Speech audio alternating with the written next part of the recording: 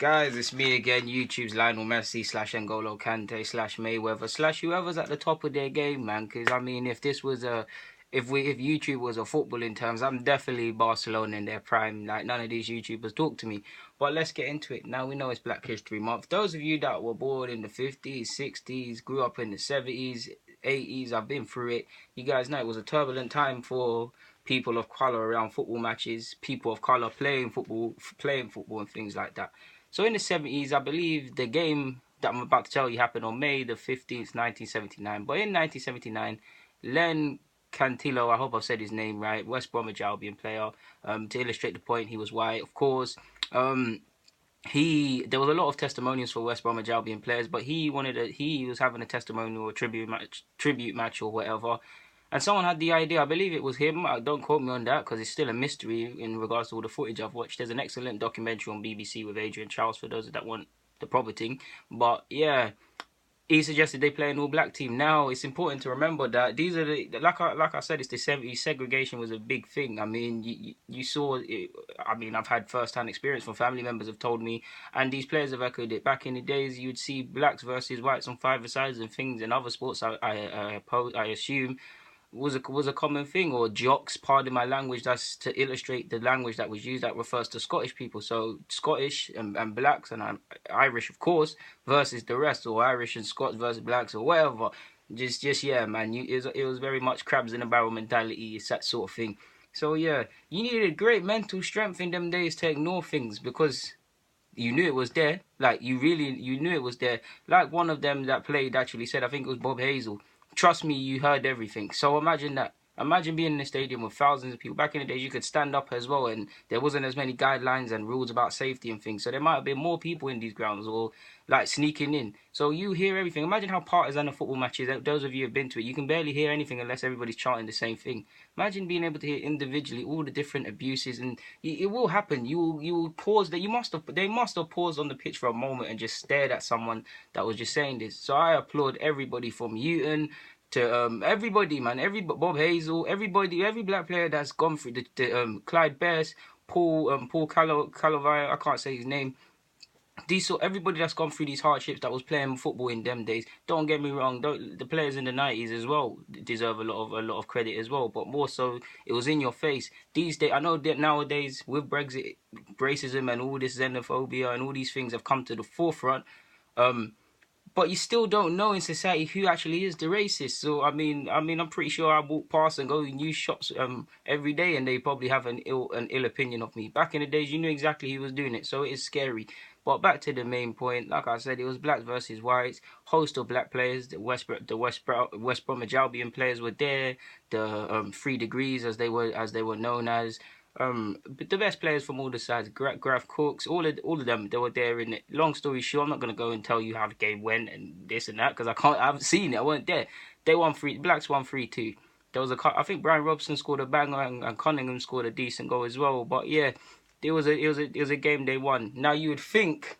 I mean, if this happened nowadays, you'd be mortified. You'd be like, what? Black versus white? Is it 2017? Blah, blah, blah. But at the time, it was seen as something progressive. Like I've already said, there was a lot of racism at football matches, to blacks and people of colour at football matches and in society. You had to be very brave as a black fan to go to a football match. You literally be outnumbered in the thousands.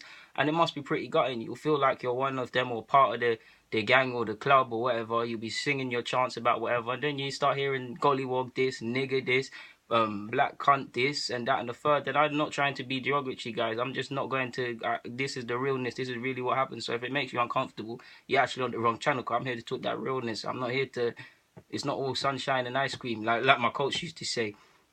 So yeah, man, to highlight the point of the problems we face, I know it wasn't at the time, but Simon Darby, I believe his name is, not to plug this National Front dickhead, he actually liked Regis, the footballer that played for West Bromwich Albion. He said that's his favourite player that played for West Bromwich Albion, but he's in the National Front, he's the leader at the time of making this, and he hates black people.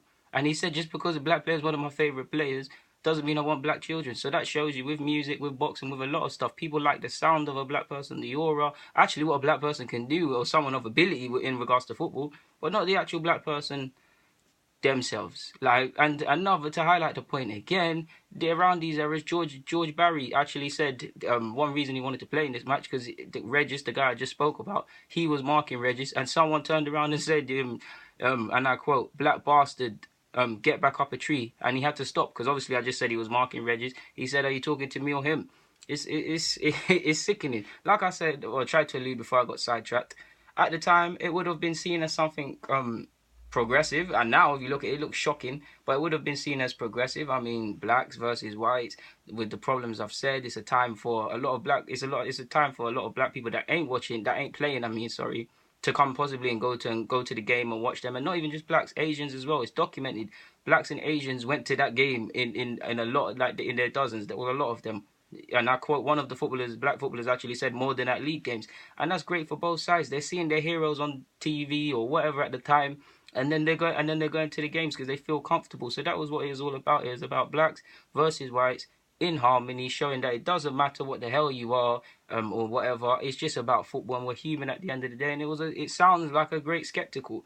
Of course, there's a long time. It was a long time ago, and we still got a long term to go. I mean, several years later, Regis got called up for the England squad and received a bullet through his letterbox. So what does that say? But it was great, man. It's great to see that. It does sound a bit bewildering, but it was seen as progressive at the time, I guess. I mean, nowadays, if that happened, you'd be looking like, what the hell? But it did really need to happen. I mean, one of them actually said, Ron Atkinson, who had a lot of black players, but had a lot of bookie views that I've told you about, whether it was to Irish, blacks, or Chinese, a lot of retarded views. He used to put blacks versus the rest of the world, England versus the rest of the world, in training, to blacks versus whites as well, in training to for intensity purposes and all of that. So yeah, like I said, they won 3-2. What can I say? It's great. It was great. It must have been great to a degree to see a whole team of black players in a period where you hardly saw black players were an anomaly, and if they were playing, I mean, you had to be very good and you had to deal with a lot of abuse. I mean, I remember in a previous vid, I've told you guys at one point, when the West Brom did the 3 degrees to 3 black players, that was the second time only that's happened. West Ham did it a couple of years before. So if we look at that, people are celebrating 3 black players on either side at 2 different periods. To have 11 black players on the field at one time from all different clubs, it's amazing. That must be amazing. That must be amazing. I'm all about people being able to see their heroes and things. So if I hear on the radio, if I put myself in the 70s, again, I'm not trying to say you guys are old, but I don't know for TV them times. I'm just going to use TV as an example. If I go on the TV or the radio or whatever and I hear that, or I can see faces I can identify with, I'm going to feel comfortable. That's going to encourage me to come to games. It's going to encourage barriers to be broken down. And you've got to remember, at the time, this is a period where, although black players weren't widespread, by the late 70s, black players were really starting to come through the pipeline. There was really a lot. So they had to do something, really. It's nice to see. I mean, what can I say? It don't matter who won or lost, but it's nice to see. At the time, it must have been seen as progressive. Don't get me wrong, a lot of people probably turned up their nose to it, probably weren't on it, probably hated the fact that it happened. But yeah, I applaud a lot of these players, man, because some of these players had to deal with a lot and not react. In fact, let me not lie, I did see a story about George Barry, similar to Cantona. He actually hit a fan before Cantona, to be honest. Apparently, the fan was calling him a black bastard, get back up a tree, so he banged him. He banged him. He said they're similar to what he had to deal with before. He said that whole usual black bastard, Negro, this, that, and the third, just giving him abuse. He jumped over and banged him. He got arrested, but I mean, and he probably got beaten up by police, and God knows what happened in the police station them times there. But I can't think of things worth it. I mean, not worth it. I would do the same thing. I mean, I know it's about restraint and things like that, and I do believe that, like, to not give these clowns the attention they crave, but there's only so much he could take, and I'm pretty sure the guy was probably still racist, but never forget that punch in his mouth. And yeah, man, sometimes you got to fight fire with fire. It's not always about turning another cheek. But guys, Deluded Gooner, I'm signing out. Thank you for watching in this important month. Like I said, 1979, white team versus black, and the blacks won 3-2, and it was a fantastic spectacle, at least it sounds it, for society. Guys, Deluded Gooner, I'm signing out. Thank you for watching, of course.